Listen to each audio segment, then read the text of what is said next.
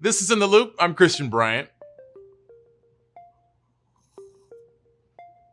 Oh, there's actually coffee in the mug this week. I needed that. 2020 has been a banner year for gun sales. We traveled to the electoral battleground of North Carolina to figure out what's motivating people to arm up ahead of tomorrow's election. And if you have questions about the ballot counting process, we're sure you're not alone. We'll take a moment to break that down. But first, here's what you need to know right now. As millions of Americans continue going to the polls, there's a spotlight this week on when votes are counted and what the candidates have to say about it on election night. Keep in mind, states generally don't report final results on election night. Instead, we get estimated wins based on the vote count. This year, 538 predicts just 16 states will have nearly all their votes counted on election night, which could give us an incomplete picture of the race Tuesday night. That's especially notable since a report from Axios says President Trump has told his inner circle he'll declare victory on election night if it looks like he's ahead in the vote count, even if total votes in key swing states, like Pennsylvania, are yet to be counted. For the record, the president has denied that report, but he did say this to reporters when pressed on the question. I think it's a terrible thing when people or states are allowed to tabulate ballots for a long period of time after the election is over. Now, a few points here. Candidates declaring one thing or the other on election night doesn't officially mean anything. It's not a partisan thing to say that all legally cast votes are supposed to be counted, and often that can take days or even weeks. Just to name a few elections in which we didn't know the winner for sure by midnight on election night: 1960, 1968, 1976, 2000, 2004, and 2016. Remember that one?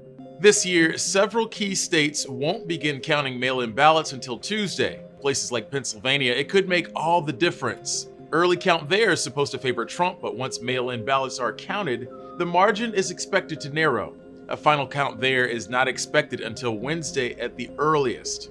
So as the results are rolling in Tuesday night, keep in mind that vote counting, especially all those mailed votes, will take a while, and that we might not truly know the winner by the end of the night. And that candidates can say what they want, but it doesn't decide who wins the vote.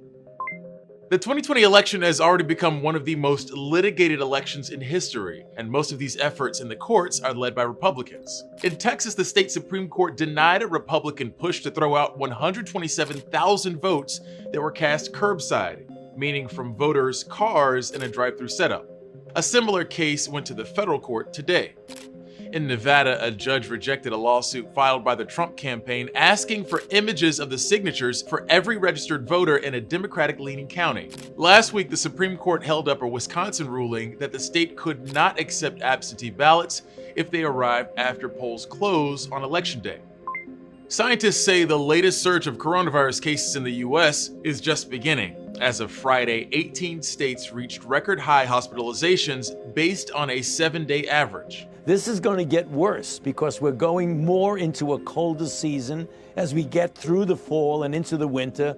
With the holiday season going, we've got to do something different. We can't just let this happen. Europe is taking a stricter approach as cases rise there too. In Germany, restaurants, bars, theaters, gyms, and other facilities will close in a 4-week wave breaker. Germans have been asked not to travel, and hotels are banned from accommodating tourists. Several other countries are following suit with multi-week shutdowns and curfews in place. The US is the most heavily armed nation in the world, and this year, a few different precipitating factors have really triggered people to arm up even more. Gun sales and background checks reached unprecedented levels in 2020. We traveled to North Carolina and spoke to a local gun store owner and his customers to get a better sense of what was personally motivating people to buy guns ahead of the general election. Here's our reporting from In the Loop in the field.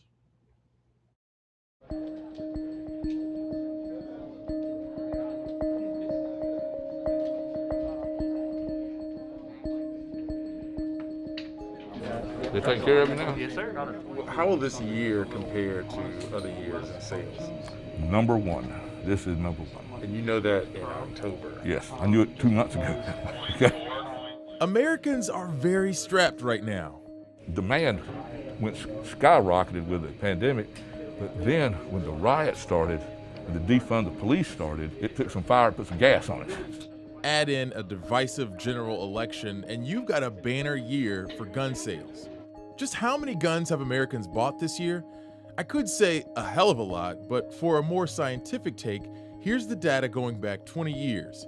You can see peaks for major events, including presidential elections. That's often because of how gun legislation has factored into the discourse. It is the anticipation, the fear of potential further restrictive legislation that drives the firearms demand. Recently, things have really gone up a notch, with Small Arms Analytics and Forecasting estimating 16.7 million guns sold through September of this year, making 2020 the top year for gun sales ever. Mind you, this year ain't over yet. It's unprecedented. We haven't had that level of firearms sales in the United States before, even if you were to adjust for population growth, income growth, those sorts of things. It's utterly out of the norm. So what's behind this exactly? We partnered with our friends over at Ipsos to ask Americans why they're buying so many guns this year. Here's what we know. About 1 in 4 Americans say concerns around the pandemic have had them at least considering buying a gun. And about 1 in 3 Americans, that's 32% y'all, say political division has them thinking about arming up. And the numbers say a lot of the people buying guns for the first time are black folks and city dwellers. That's something Larry Hyatt has seen in his store all year long. The first two groups that hit were the young people who had moved downtown in all these apartments, okay? Because we got thousands and thousands of people. The second group were African American women. That was a huge group. What is it that kind of interested you in getting this firearm today? What was it that kind of prompted you to do that? The world lessons. Yeah. Watching the world. Because I need to protect myself. And I look at it like this right here. Someone breaking our home, and they hear that click, click, and they don't leave, then they deserve what they get. It's worth noting, even with, quote, everything that's going on, crime rates are lower now than in decades past. And statistically speaking, having a gun in the home is often more a threat to the gun owner than anyone else. But with the talk of the possibility of election-related violence, people aren't taking any chances, regardless of whether the dangers are real or perceived. We don't know what's going to happen.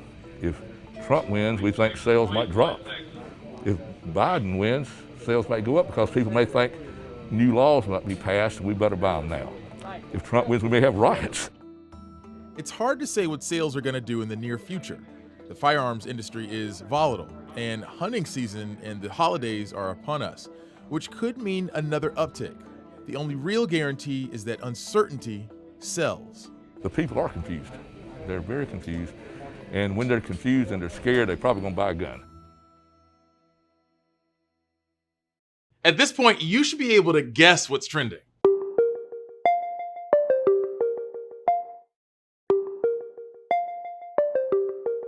Usually, we try to sidestep all the politics and politics-adjacent coverage to offer up some variety, but Election Day is upon us, so why don't we just lean into it? Here's what's trending. Dr. Anthony Fauci is trending, but not because of this cover shoot. Face mask, but make it fashion. No, the nation's top infectious disease expert is trending because of this moment from one of the president's many weekend rallies in which the crowd chants, "Fire Fauci," and the president seems pretty okay with that.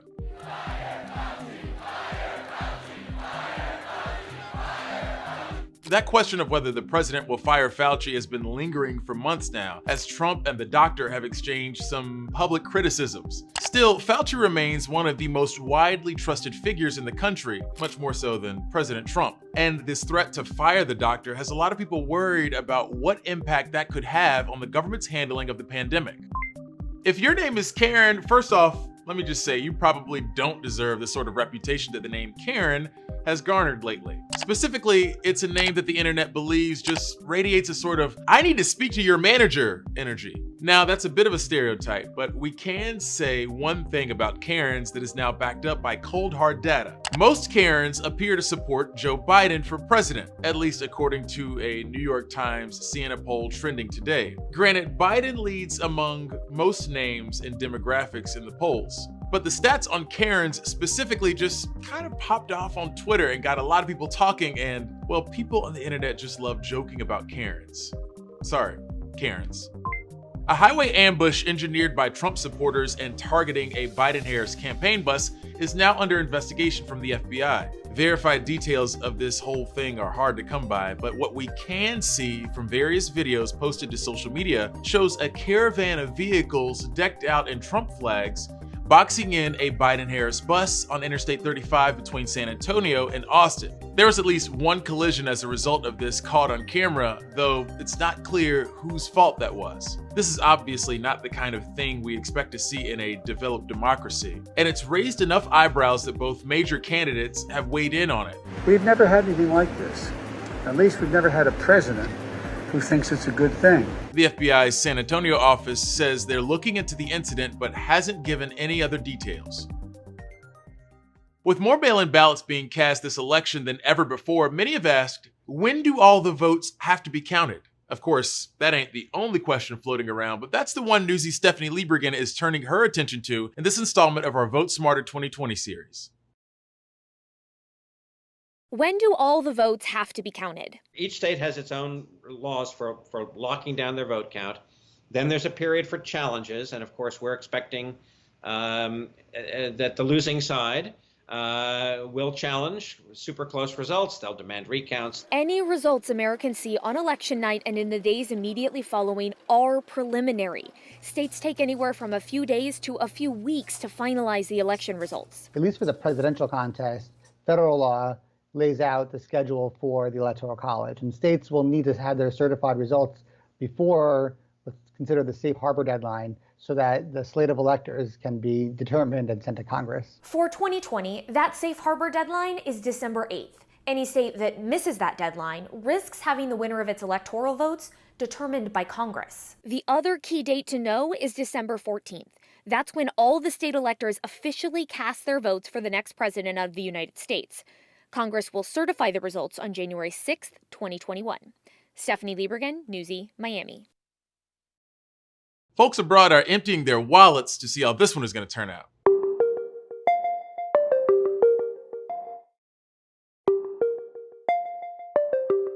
Plenty of us have probably made some private predictions about who will win the presidential election, but bettors abroad are really putting their money where their mouths are. British bettors, for example, have already put down millions, hundreds of millions of pounds on what could be one of the biggest betting events in history. Newsy's Ben Shamiso has more. It's not just Americans who are obsessed with the presidential election. Gamblers abroad are wagering a record amount of money on the contest, dwarfing the amounts placed on any sporting event or previous political race. We've never seen anything like this before. This is the biggest single betting event of all time. More than $350 million has already been wagered on the US election on the Betfair exchange, the world's largest online betting market. That's more than the combined amounts for the four most bet-on sporting events: the 2017 Mayweather versus McGregor boxing match, the 2018 World Cup final, the 2019 Grand National Horse Race, and the 2020 Super Bowl. It's very much the Donald Trump factor. Sam Rosebottom of London-based Betfair says President Donald Trump's surprise victory in 2016 has captured gamblers' imaginations. The president's odds on the market are around 34%, significantly higher than most election forecasts. That's precisely why professional gambler Paul Krishnamurti is putting his money on Joe Biden. There is no way on earth that Donald Trump has a 33% chance. Besides backing a Biden victory, Krishnamurti is also betting on the former vice president to win 320 or 340 electoral college votes. I think that Joe Biden is a really good bet to beat all of his handicap targets. Other appealing factors for US election gamblers are the longevity and volatility of the contest. Back in February, for example, when it didn't look as though Joe Biden would be the presidential candidate for the Democrats, he was 99-1 to become the next president of the USA. In fact, in the UK and other countries where political gambling is legal, bettors can already wager on the 2024 presidential election. Not in Vegas, though, or anywhere else in the country. Wagering on political races is illegal in the US. But overseas, betting on the current election will remain open until a winner is officially declared. If the election does go on for days because they're counting mail-in votes, or because there's legal challenges, this will just go on and it could mount into billions. Ben Chamisso, Newsy. Texas has already seen historic turnout before Election Day. Texas voters don't register by party affiliation, but some election experts believe the traditionally red state could turn blue for the first time since 1976. Newsy's Jamal Andrus explains. Texans have now cast more votes this election cycle than any other year on record. The 9 million early votes cast in the Lone Star State is more than its total 2016 voter turnout. This historic turnout follows a historic election cycle, where Texas's Republican governor was sued by his own party for extending early voting by 6 days. Ultimately, the Texas Supreme Court ruled in the governor's favor. Harris County, home to Texas's most populous city, has also broken records at the ballot box while dramatically expanding options for early voting. Just this year, Harris County added drive-through voting, 24-hour voting, and tripled early voting sites. In Texas, voters don't register by party affiliation, so we don't know which party is benefiting from all this early voter enthusiasm. That said, many election experts believe there's a better chance now than there has been in decades of Texas turning blue in the presidential race, pointing to public opinion surveys of early voters and Democratic districts turning out in record numbers. Texas Democrats have a decent chance of not only winning the presidential race here in Texas, but also having considerable success down ballot. Donald Trump is probably the worst thing that's happened to the Texas Republican Party and in the modern era. Mark Jones of Rice University points to a combination of factors that are contributing to Texas Democrats' newfound optimism. But he also says the common thread is President Trump. One thing he's done is he's repelled some people who were regular Republican voters. He also, though, has given Democrats a great tool around which to mobilize people who in the past hadn't always turned out to vote. So really, it's those twin factors that's adversely affecting Texas Republicans. As Texas wraps up early voting, Democrats have taken notice of this newfound enthusiasm in the Lone Star State. Vice presidential candidate Kamala Harris visited Fort Worth, Houston, and the U.S.-Mexico border town of McAllen to encourage voters in the state. Texas has 38 electoral college votes, second most in the country, and hasn't given those votes to a Democrat since 1976. Jamal Andrus, Newsy. If you haven't already, feel free to reach out to us on Twitter using the hashtag NewsyInTheLoop. But really, if there's a time to take a break from Twitter, it's this week. You have my permission.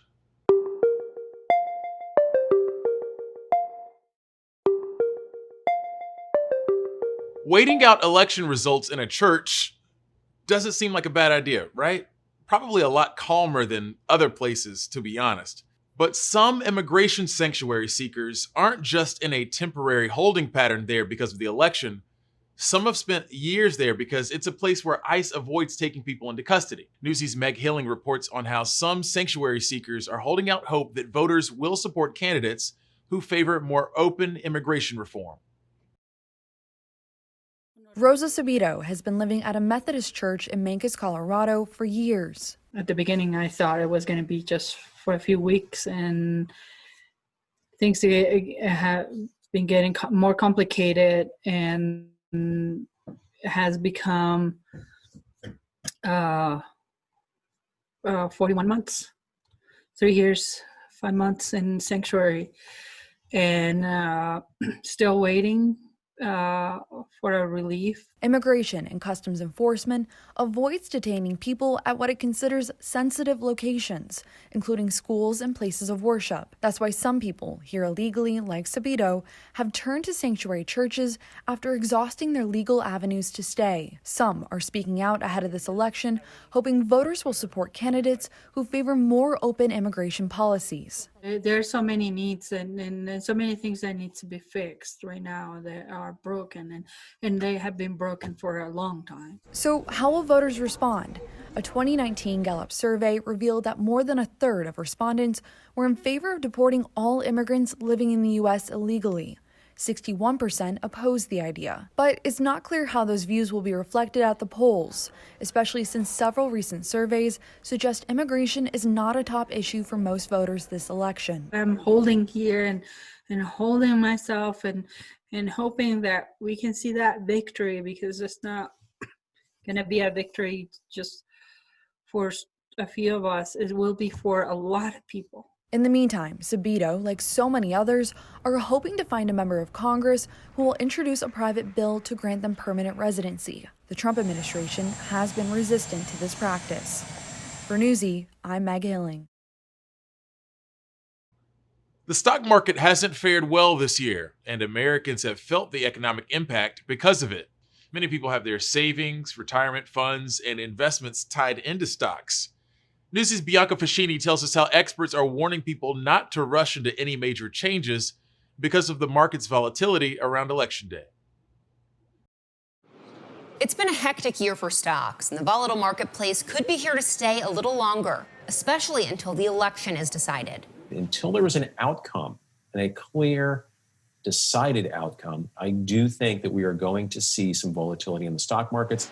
A final outcome is just one of many reasons Election Day volatility is expected. The market is still predicting Democratic presidential nominee Joe Biden will win. Its main indicator is the S&P 500, which fell 0.04% from July to October. Since World War II, the incumbent president lost after the S&P fell in the 3 months leading up to the race, 88% of the time. But that indicator isn't enough to settle the uncertainty that abounds, especially after the unanticipated outcome of the 2016 election. It's making investors nervous, but experts are urging caution. You hurt yourself by having knee-jerk reactions to news events, including political outcomes. Instead of making major changes to your long-term investing plan, experts suggest looking to sectors that have done well this year, like tech and communications, that could succeed in the long run as the world adapts to the pandemic. Don't be afraid to, as they say, ring the register and take some profits and put it in cash. Above all, they urge patience, especially if you're investing for the long haul. You're going to have to deal with a lot of political elections along the way. Bianca Fascini, Newsy, Washington. That's it for us, gang. As always, thanks for watching. No In the Loop tomorrow, but stick with Newsy for continuing election coverage wherever you stream us. Top stories from Newsy are headed your way right now.